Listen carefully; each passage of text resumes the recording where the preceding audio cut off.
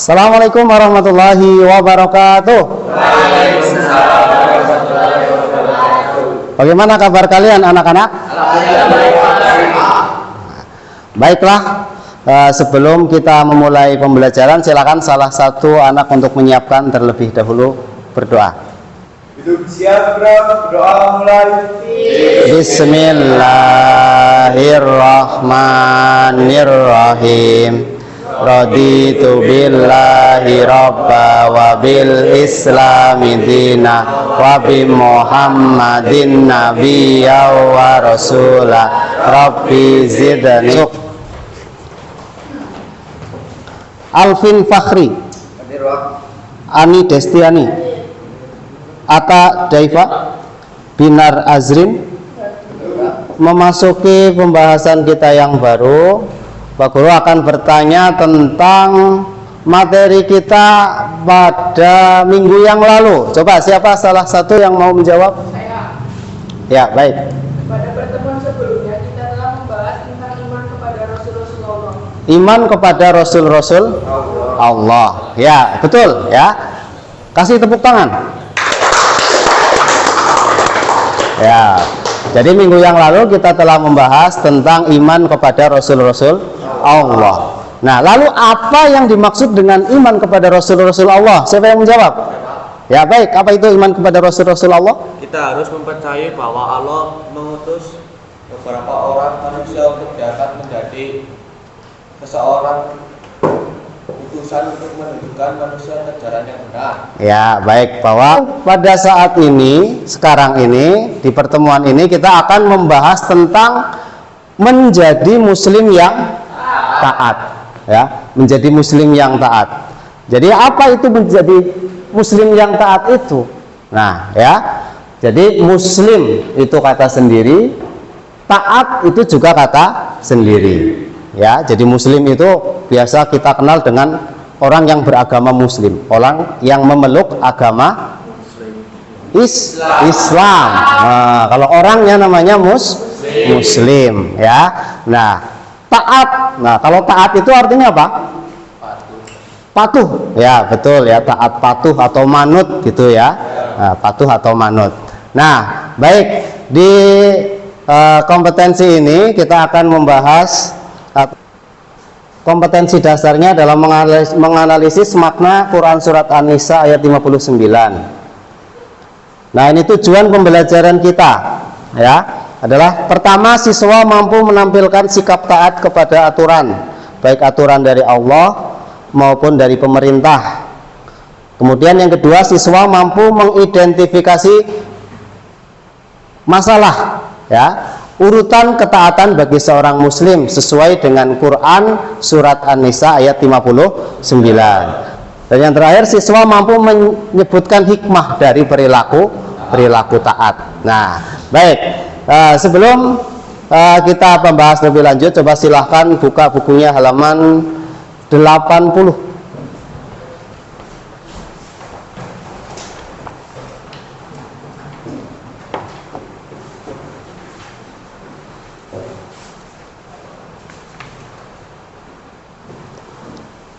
Sudah dibuka? Ya, di situ pembahasan kita adalah tentang perilaku taat, kompetisi dalam kebaikan dan etos kerja. Namun yang akan kita bahas lebih dalam adalah tentang perilaku taatnya, bagaimana menjadi muslim yang taat. Nah, dulu. Coba silahkan dibuka halaman 85. Karena di sini tidak terlihat ya. Kita akan membahas atau membaca bersama-sama Quran surat An-Nisa ayat 59. Ya, silahkan kita baca bersama-sama. A'udzubillahi minasyaitonir rajim. Bismillahirrahmanirrahim. Ya ayyuhalladzina amanu ati'ullaha wa ati'ur rasula wa ulil amri minkum. Sebagai orang yang beriman, pertama itu taat kepada Allah. Ini urutan taat nanti ya. taat kepada Allah, kemudian kedua taat kepada Rasul, dan yang ketiga taat kepada ulil amri di antara kalian, ya, ulil amri di antara kalian. Nah, lalu selanjutnya kita lihat bersama-sama. Nah, ini mengidentifikasikan masalah dari memperhatikan gambar, ya. Coba perhatikan gambar di depan. Terlihat ya? Ya, terlihat. Di sini pertama ada gambar 1, gambar 2, dan gambar 3. Ya. Coba gambar pertama.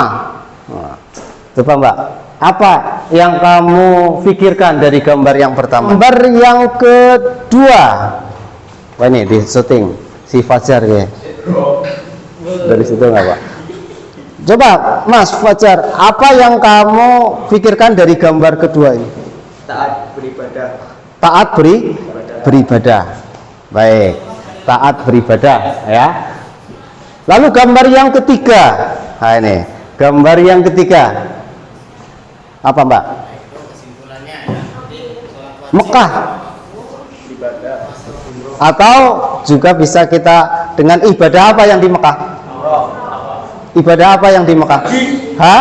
Haji, ya, ibadah haji, ya. Ini tadi pertama gambar lalu lintas. Kalau kita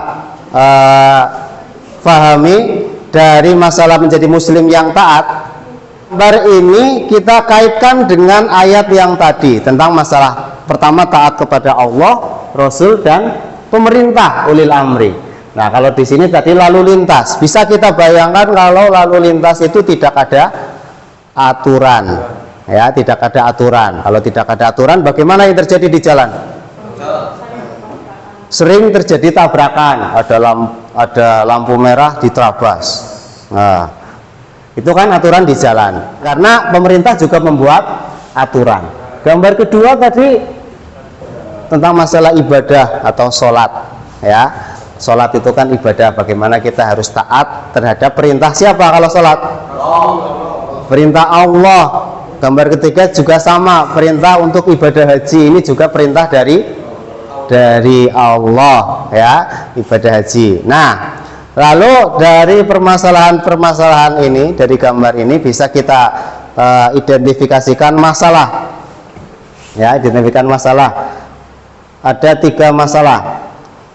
Ini sebagai materi diskusi kita. Yang pertama adalah menentukan urutan ketaatan, karena nanti ada urutan ketaatan. Tadi berdasarkan Al-Quran surat An-Nisa ayat 59, ada urutan taat kepada siapa dulu. Nah, kemudian yang kedua menyebutkan contoh perilaku taat pada kehidupan sehari-hari. Ketiga, hikmah dari perilaku taat, ya. Nah, baik. Sekarang Pak Guru akan membagi kelompok. Untuk kelompok timur sini, kelompok 1, ya, 1, 2, 3. Kelompok sebelah mana ini? Utara, ya. Nah, utara kelompok 2. Ini menyebutkan contoh perilaku taat. Kemudian kelompok barat, hikmah dari perilaku taat. Baik, silahkan untuk berdiskusi, mencari urutan, mencari materi-materi diskusi yang sudah dibagikan tadi. Ya, silahkan berdiskusi.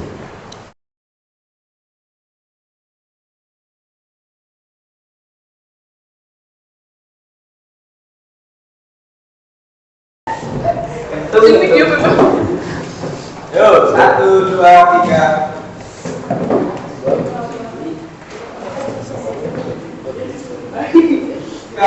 Pak, mau tanya Pak. Ya. Apakah dengan taat hidup kita akan menjadi tenang? Dengan ketaatan hidup kita menjadi tenang. Ya, bisa itu menjadi salah satu jawabannya. Ya. Makasih Pak. Sama-sama. Udah, waktunya selesai. Waktu diskusinya maksudnya, ya. Waktu diskusi sudah habis. Sekarang silakan perwakilan kelompok untuk membacakan hasil diskusi dari yang sudah kalian laksanakan. Silakan kelompok 1. Iya, di sini nggak apa-apa. Kamu syuting juga ya. C.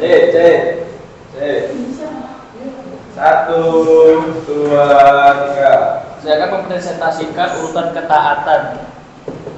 Seorang muslim harus taat yang pertama kepada Allah, yang kedua kepada Rasul, dan ketiga kepada ulil amri atau pemerintah, selama tidak bertentangan dengan Allah dan Rasulnya. Ya, baik, benar sekali ya. Kita kasih tepuk tangan. Ya, silakan duduk kembali. Ya, baik, itu kelompok yang pertama. Jadi sudah membacakan hasil diskusinya tentang urutan ketaatan, taat kepada Allah, Rasul, dan ulil amri. Kemudian kelompok kedua, silakan untuk ambil kesimpulan. Yang pertama adalah urutan ketaatan seorang muslim. Nah, coba siapa yang mau membacakan? Tadi dari kelompok sini ya. Ya, silakan saudara Atta. Urutan pertama adalah taat kepada Allah, yang kedua kepada Rasul, dan ketiga kepada ulil amri atau pemerintah, selama tidak bertentangan dengan Allah dan Rasul. Ya, baik, itu adalah kesimpulan. Jadi bahwa kita pertama harus taat kepada Allah, kedua kepada Rasul, ketiga kepada ulil amri. Ulil amri itu siapa? Pemerintah. Selama tidak bertentangan dengan Allah dan Rasulnya. Nah, baik. Kemudian yang kedua tentang contoh perilaku taat tadi. Nah, contoh perilaku taat. Sholat wajib 5 waktu pada waktunya. Puasa Ramadan, tidak melakukan kemaksiatan kepada Allah. Ya, baik, itu kesimpulannya ya. Jadi sholat wajib 5 waktu, puasa Ramadan, tidak melakukan kemaksiatan kepada Allah. Nah, kemudian yang terakhir adalah hikmah dari perilaku taat. Jadi kita bisa mengambil kesimpulan. Yang pertama apa ini dibaca? Lembar kerja ya, lembar kerja.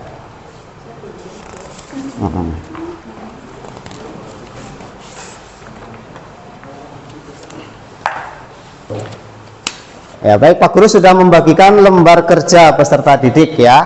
Nanti silahkan kalian isi. Itu ada beberapa pertanyaan. Ada yang membuat video, ada pertanyaan. Kemudian di lembar selanjutnya itu ada penilaian sikap. Nanti kalian baca dengan baik-baik dan jawab dengan sejujur-jujurnya, terutama yang di lembar penilaian sikap ya, penilaian sikap. Nanti ini untuk kegiatan selanjutnya ya. Baik, sudah selesai ya. Silahkan dikumpulkan kembali.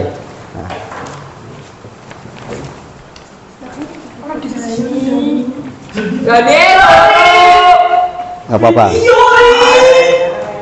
Yang belakang kan ada.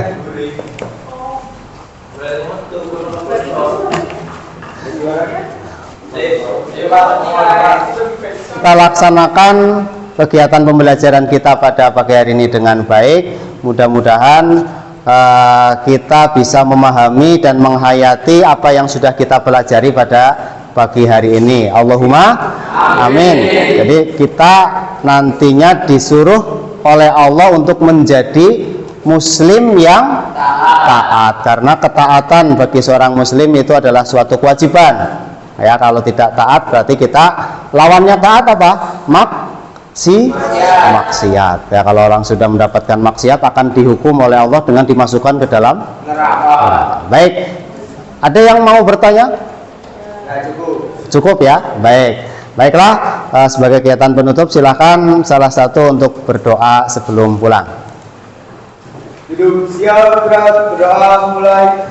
Bismillahirrahmanirrahim.